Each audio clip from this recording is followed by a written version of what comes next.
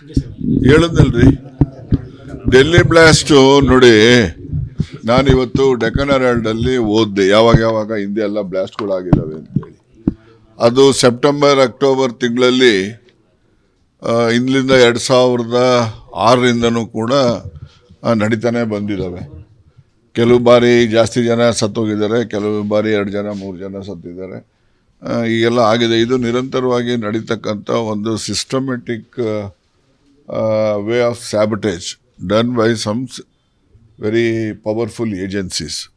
ಇದು ಇಷ್ಟೊಂದು ಇವರು ಯಾವುದು IED ಅದಕ್ಕೇನು ಹೇಳ್ತಾರೆ ಪೂರ್ತಿ ಇಂಪ್ರೊಮೈಸ್ಡ್ ಎಲೆಕ್ಟ್ರಾನಿಕ್ ಡಿಟೆಕ್ಟರೋ ಏನೋ ಸಮಥಿಂಗ್ ಆ ಥರ ಹೇಳ್ತಾರೆ, ಎಕ್ಸ್ಪ್ಲೋಸಿವ್ಸ್ ಡಿಟೆಕ್ಟರೋ ಏನೋ ಹೇಳ್ತಾರೆ IED.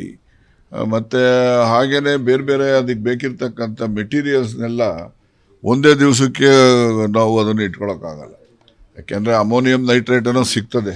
ಅಮೋನಿಯಂ ನೈಟ್ರೇಟ್ಗಿಂತ ಹೆಚ್ಚಾಗಿ ಬೇರೆ ಅವೆಲ್ಲ ಇವಿದಾವೆ, ಬೇರೆ ಬ್ಲಾಸ್ಟಿಂಗ್ ಮೆಟೀರಿಯಲ್ಸ್ ಅವೆಲ್ಲ ಇರ್ತವೆ. ಅವನ್ನೆಲ್ಲ ಒಂದೇ ದಿವಸಕ್ಕೆ ಯಾರೂ ಕೂಡ ಪ್ರೊಕ್ಯೂರ್ ಮಾಡೋಕ್ಕಾಗೋದಿಲ್ಲ. ಅದರಿಂದ ಅದು ಪ್ರೊಕ್ಯೂರ್ಮೆಂಟ್ ಇವೆಲ್ಲ ಮಾಡಬೇಕು ಅಂದರೆ ಇಟ್ ಟೇಕ್ಸ್ ಟೈಮ್. ಅದರಿಂದ ಇದು ಒಂದು ಲಾಂಗ್ ಸ್ಟ್ಯಾಂಡಿಂಗ್ ಕಾನ್ಸ್ಪಿರಸಿ. ಇದು ಭಾಳ ವರ್ಷಗಳಿಂದ ಈ ರೀತಿ ಮಾಡಬೇಕು ಅಂತಕ್ಕಂಥದ್ದು ಅದನ್ನು ಪ್ಲ್ಯಾನ್ ಮಾಡಿರ್ತಾರೆ. ಬಟ್ ಇದರಲ್ಲಿ ಕೆಲವೊಮ್ಮೆ ನಮ್ಮ ಇಂಟೆಲಿಜೆನ್ಸ್ ಫೇಲ್ಯೂರ್ ಅಂತ ನಾವು ಹೇಳ್ಕೊಬೋದು, ಅದರಲ್ಲೇನು ತಪ್ಪೇನಾಗಲ್ಲ. ಬಟ್ ಆದಾಗ್ಯೂ ಕೂಡ ಹರಿಯಾಣದಲ್ಲಿ, ಶ್ರೀನಗರಲ್ಲಿ ಅಲ್ಲೆಲ್ಲನೂ ಕೂಡ ಸೀಸ್ ಮಾಡಿದ್ದಾರೆ. ಭಾಳ ಹ್ಯೂಜ್ ಕ್ವಾಂಟಿಟಿ ಆಫ್ ಎಕ್ಸ್ಪ್ಲೋಸಿವ್ಸ್ ಅಲ್ಲಿ ಎಲ್ಲ ಸೀಸ್ ಮಾಡಿದ್ದಾರೆ.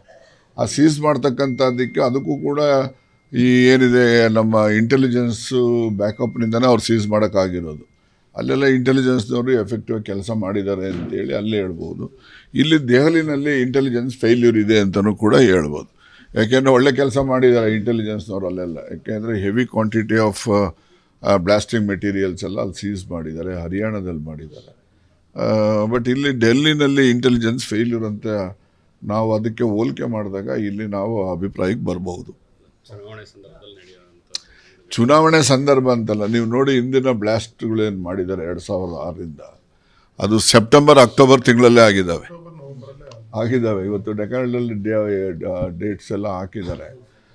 ನಾನು ನೋಡಿದಾಗ ಸೆಪ್ಟೆಂಬರ್ ಅಕ್ಟೋಬರ್ ತಿಂಗಳಲ್ಲೇ ಬ್ಲಾಸ್ಟ್ ಆಗಿರೋದು. ಡೆಲ್ಲಿನಲ್ಲಿ ಆಗಿರೋ ಎಲ್ಲ ಬ್ಲಾಸ್ಟ್ಸು ಕೂಡ ಆ ಮಂತಲ್ಲೇ ಆಗಿರೋದು. ಅದರಿಂದ ನಮ್ಮಲ್ಲಿ ಇಂಟೆಲಿಜೆನ್ಸ್ನವರು ಅದ್ರ ಬಗ್ಗೆ ಸ್ವಲ್ಪ ಎಚ್ಚರ ವಹಿಸಬೇಕಾಗಿದೆ.